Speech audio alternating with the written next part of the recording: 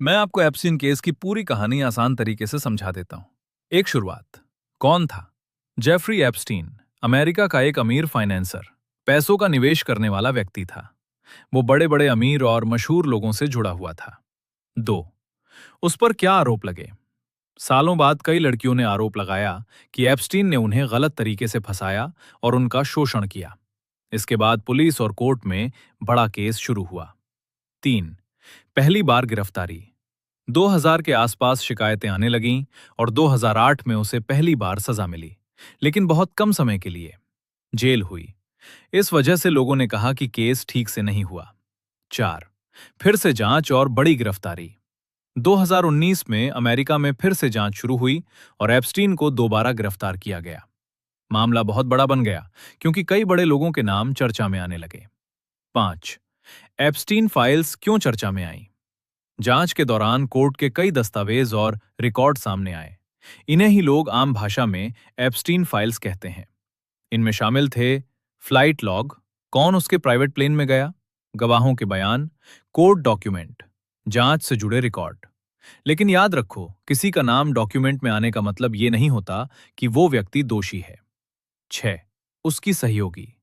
Epstein की करीबी सहयोगी जिसलेन मैक्सवेल पर भी केस चला और 2021 में कोर्ट ने उसे दोषी ठहराया। 7. केस इतना बड़ा क्यों बना? क्योंकि इसमें बड़े अमीर लोग जुड़े। बताए गए कई सालों तक मामला चलता रहा और दुनिया भर में खबर बनी। अब जानते हैं कि इसमें किसका किसका नाम आया।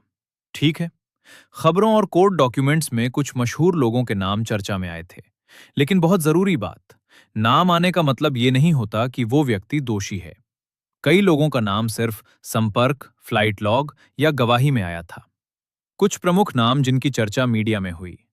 बिल क्लिंटन, उनके नाम का जिक्र फ्लाइट लॉग और गवाही में आया था, लेकिन उन्होंने गलत काम से इनकार किया।